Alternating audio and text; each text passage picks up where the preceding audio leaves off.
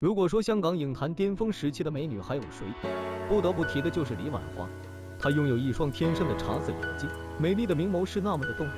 如果你在荧幕上从没见过这个女人，那么你今天就可以大饱眼福了。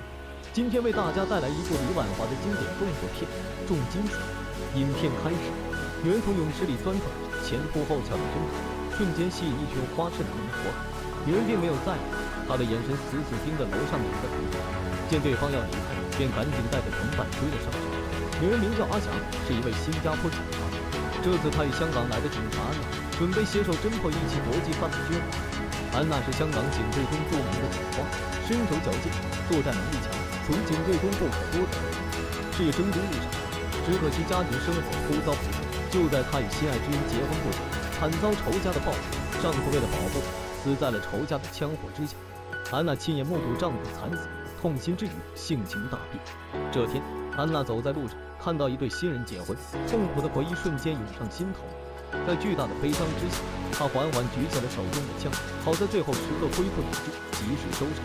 她的这一举动吓坏了在场的这对新人，安娜急忙上前道歉。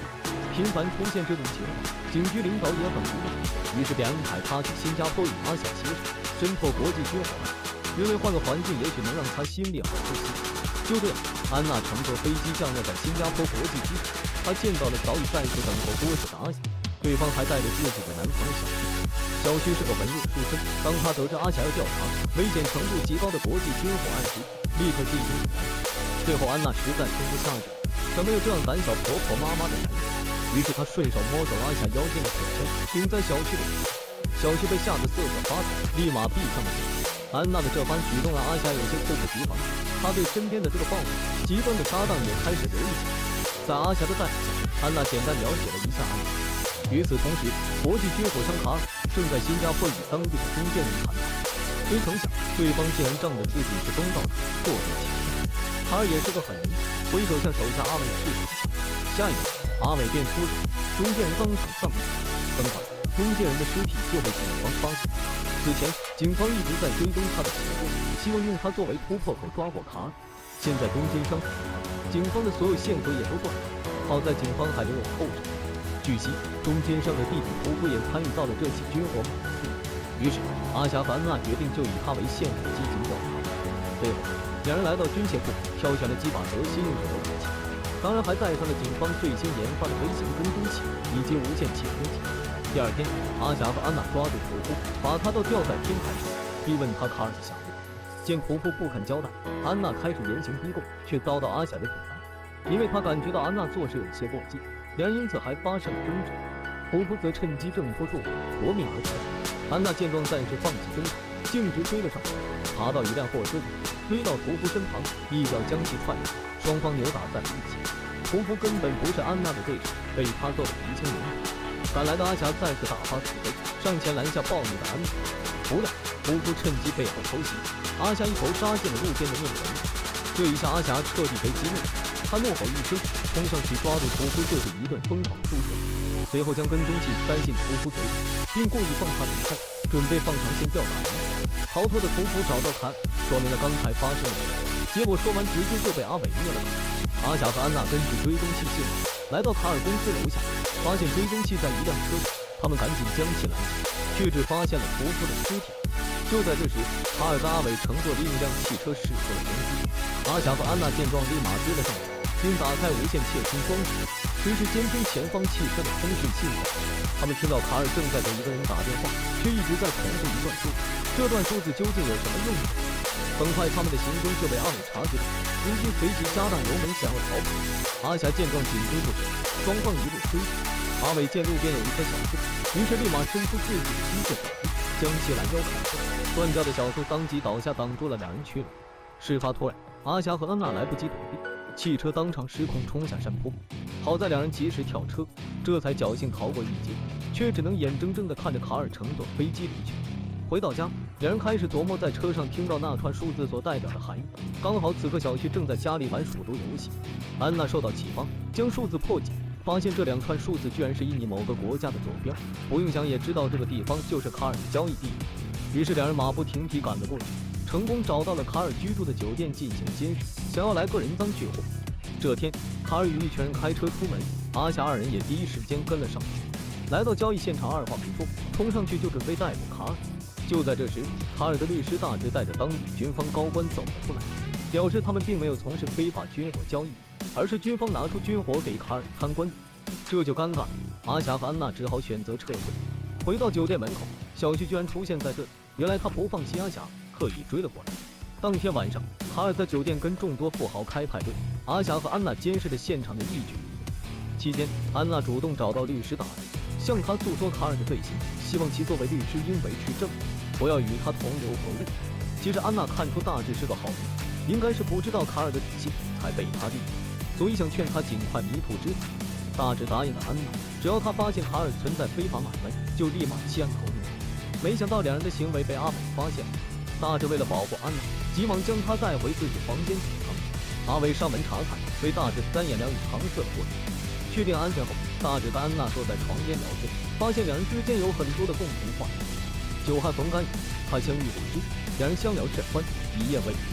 第二天，大致悄悄潜入卡尔办公室，打开电脑，果然发现他正在从事非法军火交易。于是，大致把资料偷偷复制下来，打算交给安娜。这边的阿霞怕小旭在这里有危险，想强行送他离开。不料，他们在火车站遭到卡尔派出的杀手袭击，小旭不幸中弹。好在阿霞身手矫健，枪法精准，迅速开枪击毙了这个敌人。随后，小旭被送去医院治疗，慢性子弹并未伤及要害，没有生命危险。大致这边拿着磁盘去找安娜，却被卡尔看到，他随即派人跟了上去。当看到大致和安娜拥抱在一起，他当场称赞大致做得很好。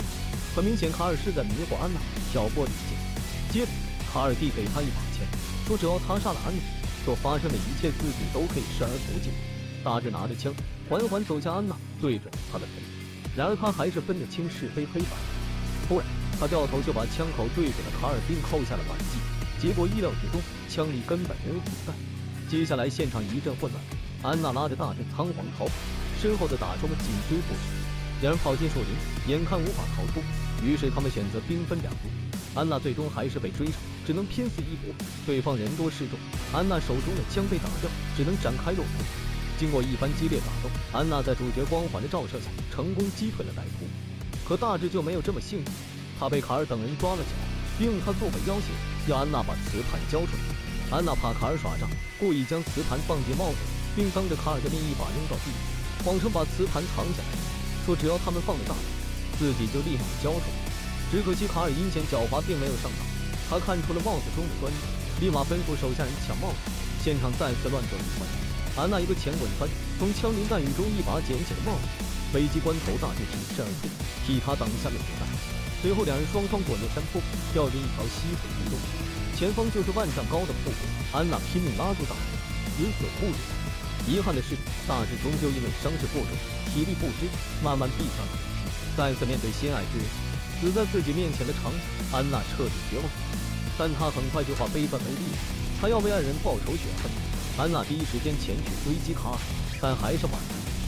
看到对方乘坐直升机离开，她倾尽全力往飞机上扔了一枚追踪器。然后她找到阿霞说明了情况，两人决定一起去捣毁卡尔的国际军火集团。根据追踪器信号，他们来到了军火交易现场，看见卡尔正在雇佣当地民众搬运各种军火。安娜和阿霞伪装成民众，混入了交易现场，并偷偷往箱子里放了定时炸弹。伴随着一声声巨响，大战一触即发。卡尔见情况不妙，立即准备乘坐直升机逃离。阿霞见状追了上来，却被对方一脚踹倒。紧接着，卡尔就驾驶直升机升空并撞晕阿霞，慌乱中钱箱却意外掉在了现场。安娜这边被阿伟缠住无法脱身，眼看老大都飞走，阿伟便找机会捡起钱箱，骑上马也想逃。安娜自然不会轻松放他走，紧追其后。阿伟逃到高处呼唤卡尔，可地面的石灰被螺旋桨刮起，导致直升机无法降落。安娜趁此机会追上来，跟阿伟扭打在一起。阿伟狗急跳墙，火力全开，安娜根本不是对手，被当场打倒。这时卡尔也成功降落，可他现在只想带着钱箱离开。于是阿伟刚把钱箱扔到直升机上，就被卡尔一拳打飞，摔下了飞机，与世长辞。卡尔则驾驶直升机升空逃走。这时安娜拼死奋力爬上了直升机，将卡尔从驾驶舱拽出来，自己则在直升机坠毁的前一秒跳机，捡回了一条性命。故事到这里就结束了。片名《重金属是一种》上映于1994年的犯罪动作电影，这才是男人该看的绝世好片。美艳双雪的李婉华正是风华正茂的时候，她在片中的表演极为亮眼，喜欢的朋友快去一饱眼福吧。这里是哪吒节目，感谢您的关注与点赞，我们下期再见。